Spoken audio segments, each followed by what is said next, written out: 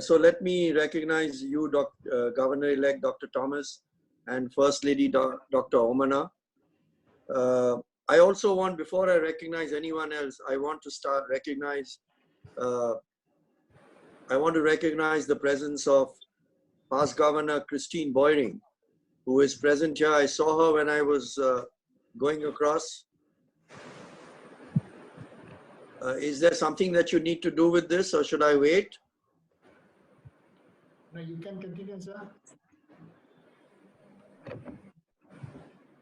Jojo? Yeah, you can continue, sir. Okay, so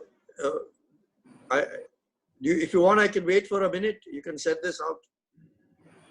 No, you want me to do this, sir, or you are doing it for yourself? No, I don't want to do this. I mean, it just came up over there. So if everybody is hearing yes, me and one second, sir. Yeah, fine. Yeah. It's clear. Thank you. So I wanted to recognize past Governor Christine Boyring. I know she's here. I hope I've got the name correctly. I know it's Christine. She was past governor in 2015-16, 16-17, and she was the training leader for Dr. Thomas at the International Assembly. So Christine, a very, very good evening to you. I know it's good afternoon to you in Germany, but I'm extremely happy to see you. District trainer, past Governor Muralidharan, DRFC, current DRFC, Dr. George. I don't know if he's here, but I wanted to recognize him. Incoming DRFC, past Governor Jose Carya. Chairman of PETS, Dr. Tina Anthony. And I do want to recognize especially the warm welcome and the gracious email that Dr. Tina wrote to me. And then she followed it up with a telephone call. And also past Governor Muralidharan has been very gracious. And most of all, of course, Dr. Thomas, all three of you have been most considerate in making sure that whatever I needed, I had, and I'm very happy to be here. So to the district officers, assistant governors, incoming presidents of 2021, secretaries, to all of you, ladies and gentlemen, a very, very good afternoon to you. You know, I have so many friends in this district. I know Dr. Thomas mentioned that we are not, formality shouldn't be observed once more, but I need to mention one or two or three of them, especially because they go back with me for so long. And firstly, let me recognize past Governor Regu and Parvati. I saw them both sitting there. Way back in 2004, I came for their pets in Munnar. And, you know, that was 16 years ago. And we still meet often. They look as young as ever. It's as handsome a couple as I've known. And really good to see both of you here. I was very fortunate that, I am very fortunate that you're both here. My batchmate, KPR, I don't think he's here. But incoming RRFC and my good friend, John Daniel and Meera. John, I value all that you're doing for the foundation and, of course, for your district. Past Governor Suresh Matthew, IPDG Luke, so many friends. So I really am very, very happy to accept Dr. Thomas's invitation and to be here this evening. Let me just begin by saying I don't know how many of you are aware of my great love and affection for Kerala. You know, way back in 1985, I started a shipbreaking unit in Vaipin, which is off Cochin. It's a small island just off Cochin, and I had a shipbreaking yard there. And so I lived from 1985 till about 1992, 93. I lived in Ernakulam. In fact, my address was the Kairali Apartments. I had an apartment there. I really enjoyed very much being in Kerala. I'm sorry that I couldn't continue. I wish I could have, but situation, especially with labor, made it impossible for me to continue. So it's always a pleasure to come back to God's own country and to say, Malayalam Samsarika. I am very, very happy once again to say how good it is to be here. So let me first of all begin by saying and praising the great work that we are doing, all of you on the ground are doing for this COVID-19. We are working on the ground, giving food, giving rations, cooked meals, PPEs, masks, sanitizers, and whatever else the community needs. And the global grants, of course, are used to present, to give even more expensive items and equipment, but much needed, like the ventilators or hospital beds, or even a bronchoscope. So this is a great work that you people are doing. And we all know and we recognize that these are difficult times that we are all going through. So we've got to get united. We've got to be together to overcome this pandemic, which is affecting not just India, but as we know, the rest of the world. But I do want to comment on a special phrase that is used often, and I want to distinguish between that. You know, we often use the word social distancing as against physical distancing. I think physical distancing is very important. We've got to stay at least 6 feet, if not more, away from each other. We've got to make sure that we are well and truly away from any kind of cough or sneeze that comes from the other person. But we are not socially distancing. Even today, we are sitting in this PETS seminar, which is now concerned with the Rotary Foundation today, where 220 odd people, Rotarians and spouses, are present over here. And that's so we are socially connected. We are socially connected through the virtual medium. While we are physically distant, we are physically apart, we are clearly socially connected. And I think it's important for us to make sure that we do continue to stay in touch. For example, for myself, this virtual medium is so important for me to connect to my family, part of which lives abroad. I connect with my friends. I connect with my Rotary family, as I am connecting with all of you now. Let me again acknowledge this very warm invitation from your Governor-elect, Dr. Thomas. Dr. Thomas, as you all know, and First Lady Omana, I have great regard for the two of them. As you all know, Dr. Thomas is very fluent in German. He established a tremendous rapport with President-elect Holger, and I know also with Christine, who is sitting here. And he and Dr. Omana were truly an outstanding couple at the International Assembly in San Diego. They were recognized for their qualities. They were recognized for their contributions. And I think you in District 3211 should be very proud to have Dr. Thomas as your governor and First Lady Omana to support him. First Lady Dr. Omana, I know you were present at when I was hosting the table for spouse training, and you were very kind to come there, and we spoke about the best, how does one become a good speaker? And I can tell you, Dr. Thomas, that you are going to do a great disservice if you do not call First Lady Dr. Omana to speak at your events, because she is a great speaker. So let me go on to my talk. And I'm speaking to the leadership of District 3211. This leadership that consists of the presidents-elect, the secretaries-elect, the officers, the senior people of this district. You are all knowledgeable. You are all committed. There is a great amount of competence that each of you has. But I tell you, my friends, that there is one more important ingredient which Dr. Thomas spoke about when he was talking about me. And that is the importance of working together. If we work as a team, then 1 and 11 is not 12, but 1 and 11 becomes 111. And I know that working together works is an axiom that I have used often, but that to me is something that I observe and try to follow in an everyday practical way. So let me share with you a story, a true story of an American Air Force pilot whose name is Charles Plum. Charles Plum was a fighter pilot on the USS Navy aircraft carrier called Kitty Hawk. And he was flying sorties from the Kitty Hawk into Vietnam and dropping bombs. And after many sorties, one day, Charles Plum's plane got shot down.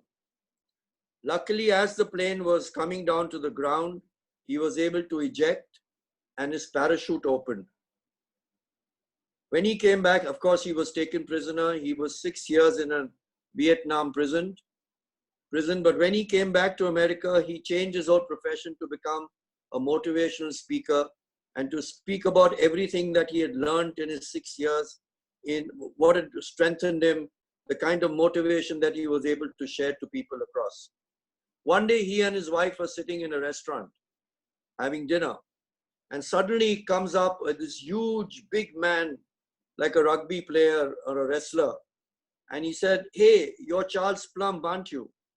And Charles Plumb looks at him and says, "Yes, I am." He says, "I am." So Charles Plumb asks him, "Who are you?" And he says, "I am the guy who packed your parachute." And for a few moments, Charles Plumb just keeps looking down at his plate. And suddenly he gets up, takes this man's hands in his own hands and says, "Thank you so much. Thank you for packing that parachute so that it opened and I am alive today and here in this restaurant." And Charles Plumb never forgot this. He couldn't sleep that night. But then everywhere that he went, he realized that this man, who was just a lowly petty officer, whereas Charles Plumb was a captain, they would have crossed so often. But Charles Plumb would have just returned the salute, not even recognizing that this man every day would go into the bows of the Kitty Hawk and make sure that he packed every parachute so carefully that when the parachute was needed, it opened and it saved someone's life. And Charles Plumb then began to realize that how important small things were. Sometimes, he said, we forget to say thank you. Sometimes we forget to recognize an individual by name.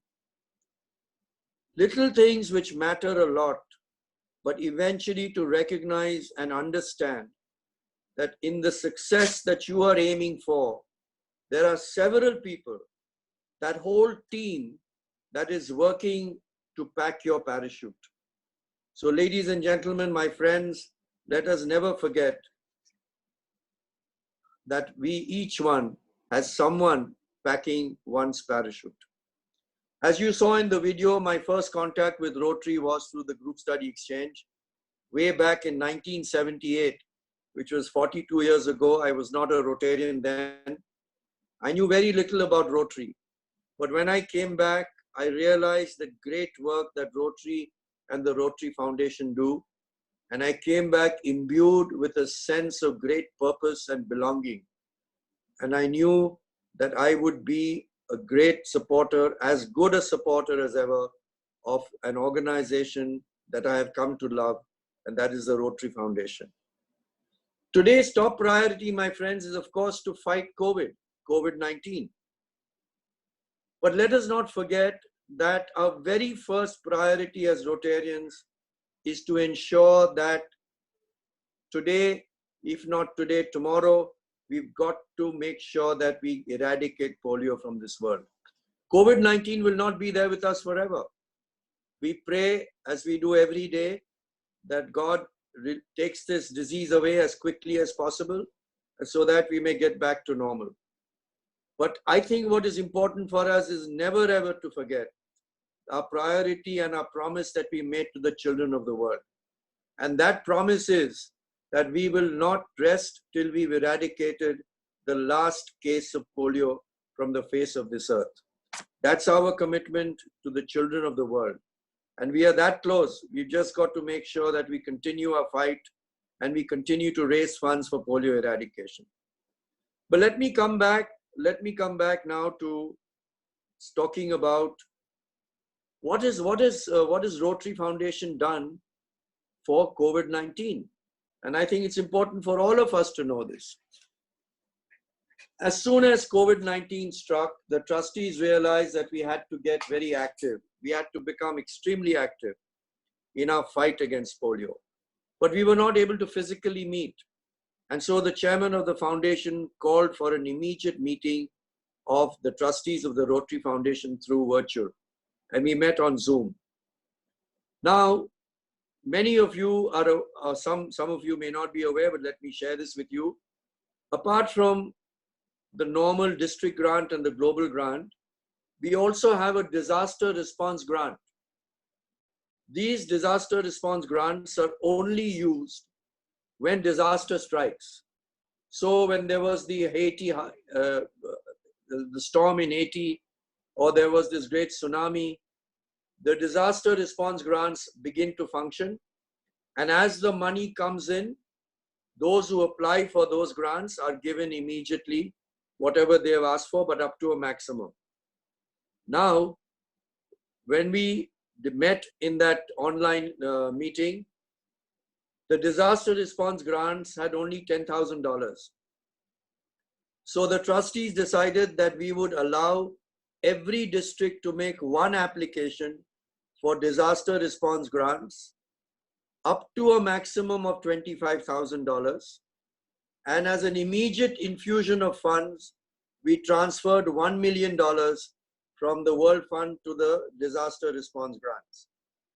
Now applications started coming in, and in no time at all, the disaster response grants were over because of more than 40 grants had applied for and the sanctions were given. So within 7 days, the chairman again called for a meeting, and we had another trustee meeting where we decided to transfer $2 million more from the World Fund to the disaster response grants. So this was a $3 million grant from the World Fund to the disaster response grants for districts to apply and use immediately. This was to be used for rations, for food meals, ready-to-eat meals, for face masks, for sanitizers, for something that was easily available, not expensive, but the community needed. But then we said, the trustees said, what about our global grants? We've got to make global grants also easily available for people, for our Rotarians to use. So as a decision at that meeting, we said, we will remove the requirement of an international partner to contribute 30% of the project cost. And we made that zero. While you still need an international partner, you don't need any money from that international partner. And my friends, I'm very, very happy to tell you, I'll give you some figures. And this is extremely important. This is from the time that the trustees decided, from the time that the COVID became a pandemic, when we had a pandemic on our hands. The latest figures, as on the 14th of May, worldwide, this is the worldwide figure, disaster response grants, we have given 193 districts for a total of $4.8 million. In addition, we have given 138 global grants which are COVID related. That is a total of $11.9 million. Further, the trustees said that there may be some global grants which are not finished and which may have some monies left over. Should the sponsors so wish, we will allow that leftover amount to be used for COVID relief work. And so we call them repurposed global grants. And so far we have sanctioned 39 repurposed global grants, which was approximately $400 million. $400,000. And so the total amount between the disaster response grant and the global grants is a total of $17.1 million.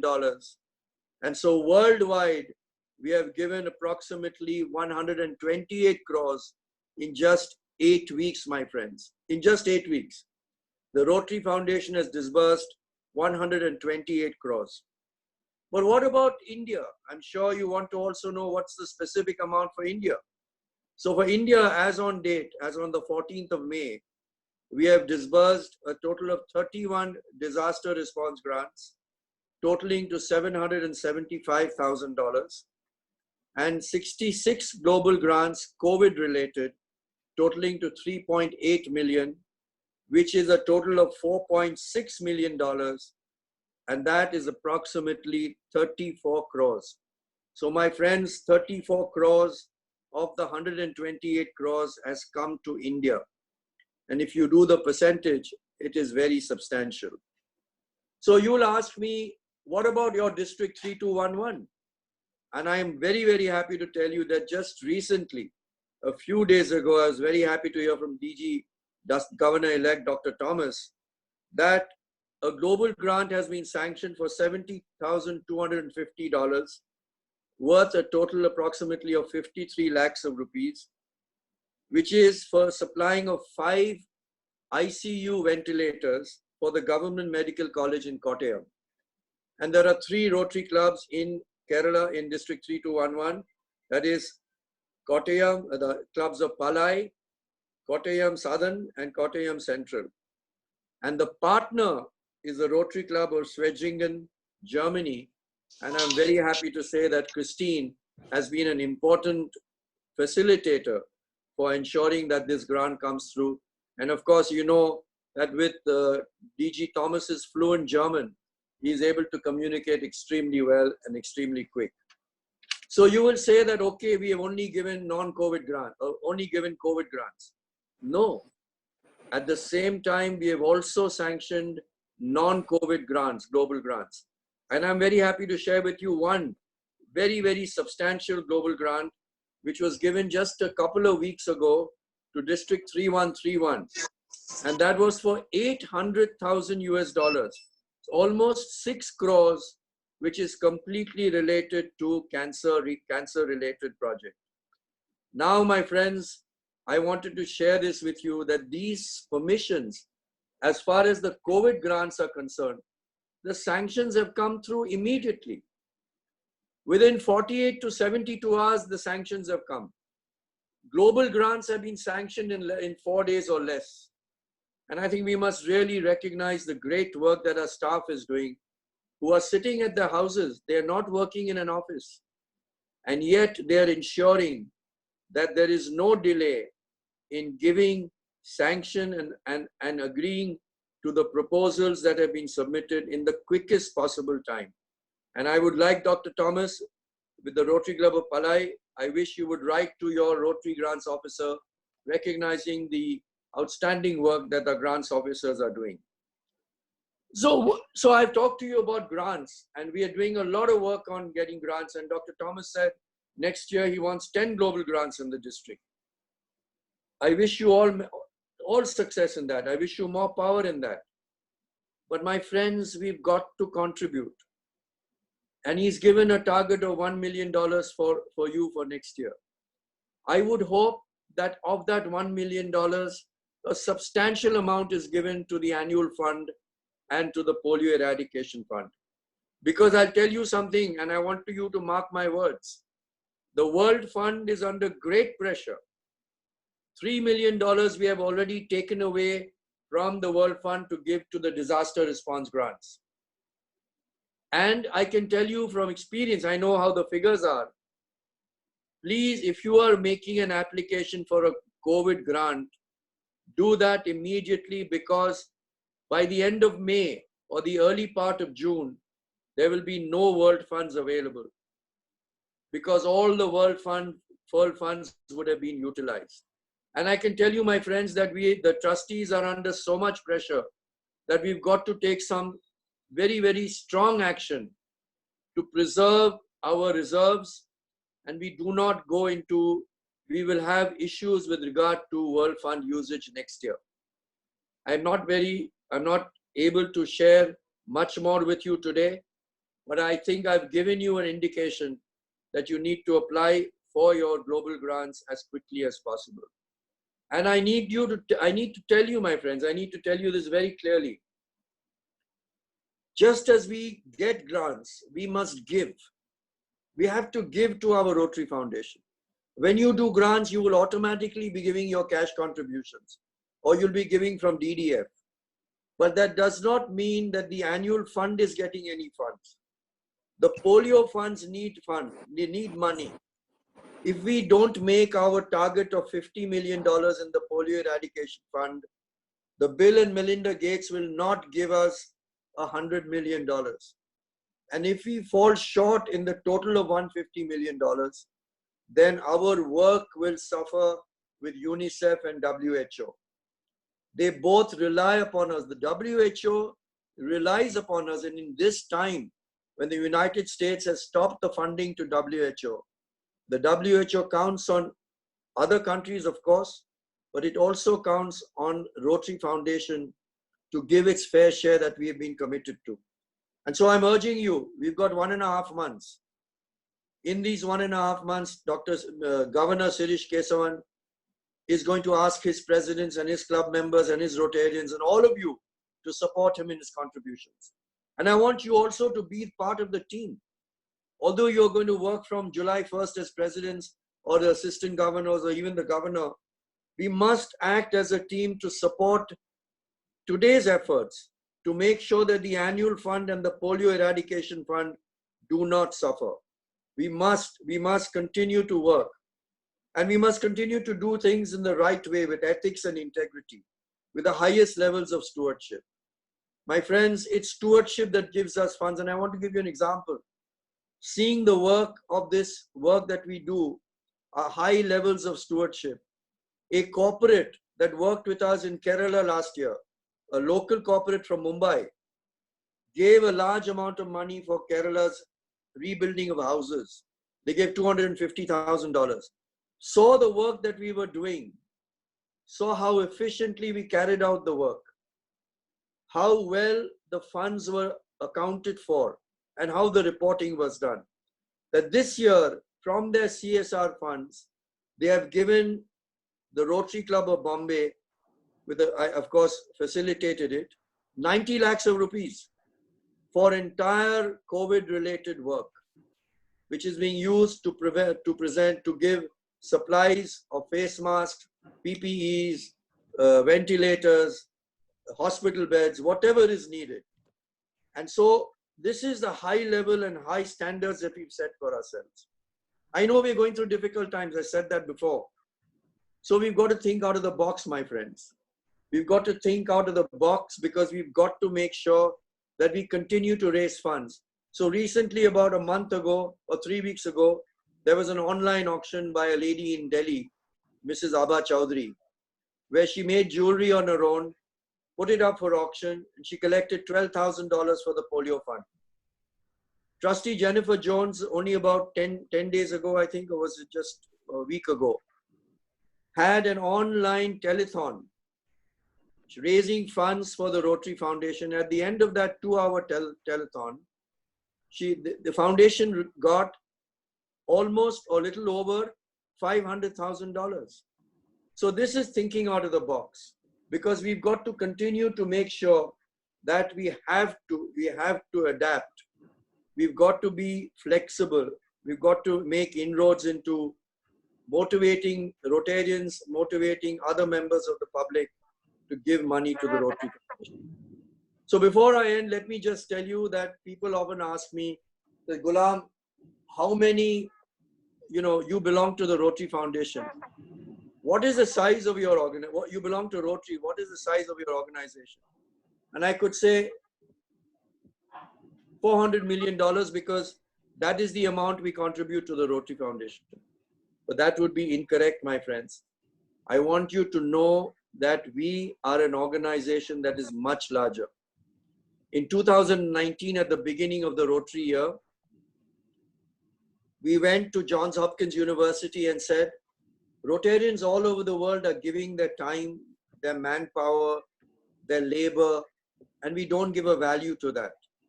Please do a modeling, a scientific model, to find out what the value of those man hours is. And Johns Hopkins University, after very carefully evaluating and getting a scientific model, came up with a figure of $850 million. Towards the end of that year, in 2019, November, we approached Harvard University and we told them, they said, every Rotarian and every club and every individual gives funds for the local needs, not for the Rotary Foundation, but for the community needs that are wanted there at the local level. We don't get an account of that. We don't know how much that is. We know we get $400 million of the foundation, but we don't know what we get, what people give directly to the community, to clubs, to causes. And they did a scientific model and they came up with a figure of $1.15 billion worldwide. And so you total those three figures up, $400 million to the foundation, $850 million of manpower, $1.15 billion of actual contribution. That, my friends, is our $2.4 billion organization. So when someone asks you, how big is Rotary? Say it with pride that you are a $2 billion organization. My friends, these are difficult times, as I said, but it's only when the going gets tough that the tough get going. It is when we believe that we are doing things to help the unfortunate. One of our strongest is the dream that all of us have, that we've got to continue to assist and aid those who are less fortunate than us. I want to end with the words of a famous American black poet whose name was Langston Hughes. And he was talking to his fellow black Americans and asking them not to lose hope and not to lose faith. And he said, hold fast to dreams, for if dreams die, life is a broken winged bird that cannot fly. My friends, let's work together to make this dream a reality, the dreams of everyone a reality. Let Rotary connect the world. Let Rotary open opportunities. Thank you for listening. I'm open for questions. I know I've taken a little longer than I should have, but I'm happy to take questions. Dr. Thomas, over to you. Trustee Gulamji for the excellent talk and useful, very useful talk. Now it is time for questions.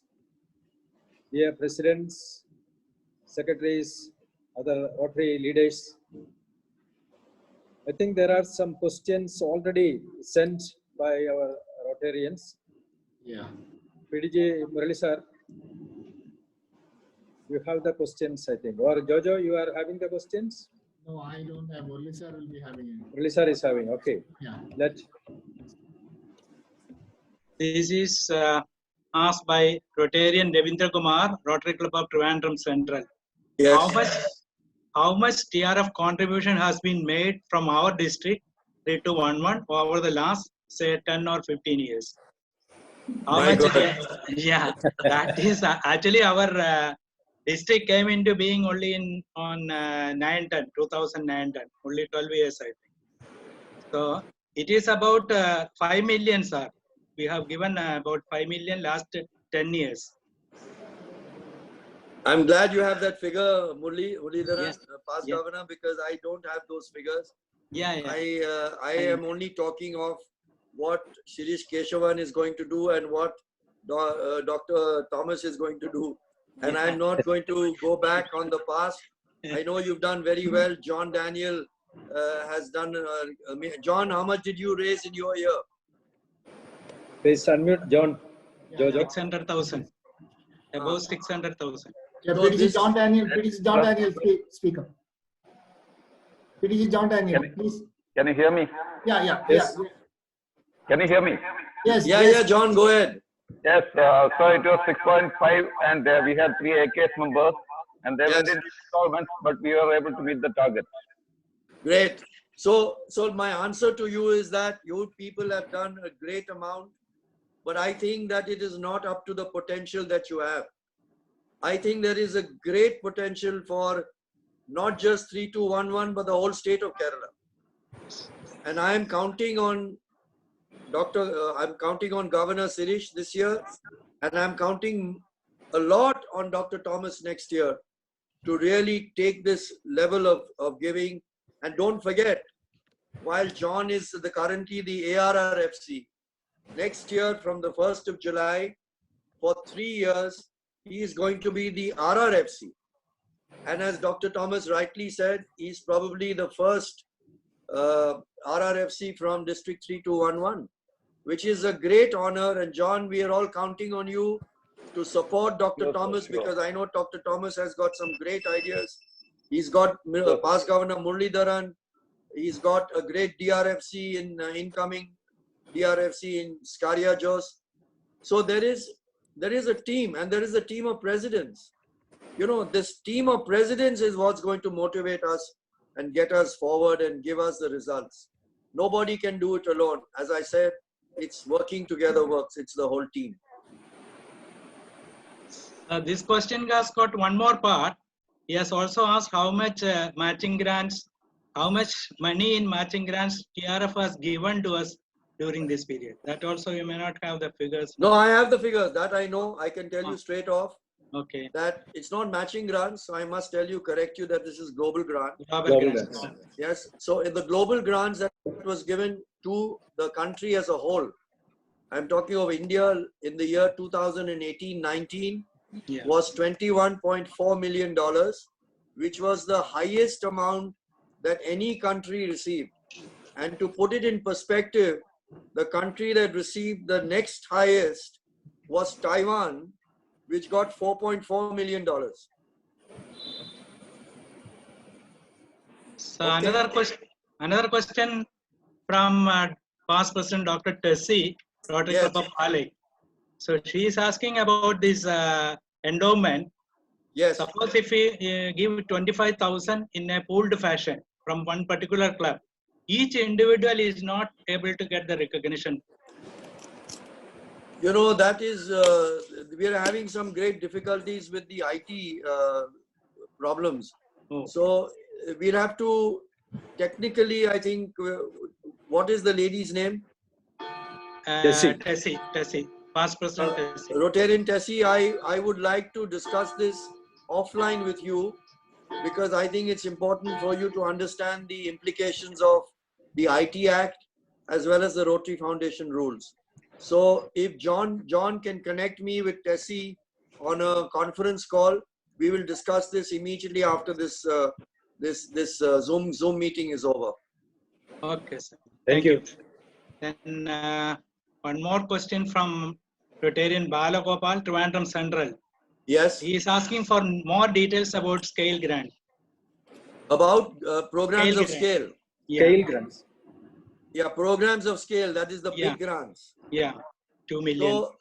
So the proposal is that we have allocated $2 million from the World Fund for programs of scale. And this is a competitive bidding. This is not given to the first come, first served. So this year is the very first year we've done it. The trustees immediately announced it to the clubs to give their proposals. Many proposals were received. These were vetted down to about 15 only. And from these 15, they have been sent for further examination by the areas of focus managers for their sustainability, for the impact. And then there will be a short list made, and the short list will then be presented again to the senior managers, and the trustees will take a call in the October meeting of 2020-21, when the first programs of scale will be awarded. It could be one of $2 million, it may be two, but the total will not exceed $2 million. 2 million. Thank you, sir. But only one district can get it. No? Only one district. No, it need not be one district. It could be two projects, one in one district, one in another district. It's not necessarily a district project. It is a club project. So we're looking at a group of, some of the applications have been made by a group of clubs together. Okay. Thank you, sir. One more question from Trivandrum Central Rotary Club. Yes, We understand that 53 million US dollars of DDF remain unutilized all over the yes, world. Yeah. At one side, clubs with projects are frantically searching for international partners. At the other end, many districts have unutilized DDF. Is there any way TRF could initiate a matchmaking between clubs in a more simplified way? I think this is a great question, and I'm very happy that you've asked it. The trustees have been wrestling with this large amount of DDF which is unused. Now, I must tell you that the bulk of the unused DDF lies with just 2 or 3 countries. And there is a tradition, and this is cultural. So I want you to please understand what the cultural impact of this is. I'm not naming the country, I could, but the cultural impact of this one particular country is that the governor, when he leaves office, must leave more DDF in their district account than there was in the previous year. And so we've tried to overcome this by saying that please give it to those districts or those clubs that are required, that require this DDF to do projects. We are having difficulty in breaking this cultural barrier, where culturally over these past so many years, it would be looked down upon of that individual who leaves less DDF than he was given.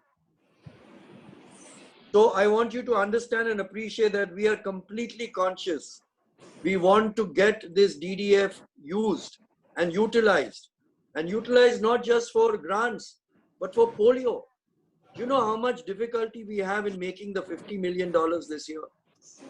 When we had our last trustee meeting, which was about 8 days ago, we had only $32 million in our account. We've got to raise $18 million. If we don't raise those $18 million, we will not get the $100 million from the Gates and Melinda Foundation. So we are appealing to districts at least give money for polio. And I hope we are successful. But I hope I have in some way been able to answer that, because I can only tell you this, the trustees are wrestling with this issue every time we meet. And we have the highest emissaries who have been speaking to very senior people in these 2 or 3 countries to try to make them appreciate that we need that DDF amount which is unutilized to begin to be utilized. Okay? Okay, sir. Thank you you. for enlightening us. If any more questions are there? I have a Raja. question. Ghulam. Yeah. Yeah, sure. Yeah. Usually the contributions to the polio fund is very less. And I think Rotarians doesn't know. If you contribute, or if is it possible to get them recognized for this polio fund contributions, and also whether they could use this polio fund for projects, global grant projects. So the first question is that when you give to the polio fund, you get the same contribution that you get to the Rotary Foundation. Whether you give it to the annual fund or you give it to the polio. My contributions, Dr. Thomas, for the past 5 years, I'm a Paul Harris sustaining member. My contribution is only given to the polio fund. Okay. And I get my recognition. So today I'm a level 2 donor, major donor level 2. But that is because every year, whatever I contribute has been given to polio. This year, I must tell you, this year, Dr. Saga, who is our End Polio Now coordinator, along with the EPNC of the other zone, they've got together to make a fantastic scheme where they've given local recognition, which is recognized by the Rotary Foundation. The PIN has been approved by the trustees of the Rotary Foundation. So if you give 1 lakh of rupees or $1,500, there is a special certificate and a PIN, and the certificate is signed by the 2 directors and the trustee and the EP and the EPNC of that zone to recognize you as a contributor to the Polio Plus Fund. And that 1 lakh that you give is also contributed to the Rotary Foundation. So you also are getting recognition of your amount. Thank you. Thank you, Ghulam. Okay, thank you, sir. You cannot use it. You can't use that in projects. That was your second question. Global grant projects also you can use. No, you can't. You can't use that. If you're giving it to the polio funds, you can't use it. But I want to tell you something else, Dr. Thomas, that if you give money from the DDF to the polio fund, let us say you give $1,000 from DDF to the polio fund. That $1,000 is matched by the World Fund, and that becomes $2,000. That $2,000 is matched by $4,000 of the Bill and Melinda Gates Foundation. So that makes a total of $6,000. So your $1,000 from DDF is able to get $6,000 for the polio fund. Oh, that's good. Lordji, I am DRFC is Kavya. Sir, one Yeah. second. Sir. Governor Shirish sir is waiting for the question. I'll just unmute him. Hi, Shirish. Welcome, Governor Shirish. Yeah. Yeah, Governor, you can speak up, sir. Governor Shirish Keshan, you can speak up. We're not hearing you. Audio, Yeah. Shirish. Governor, we are not hearing you.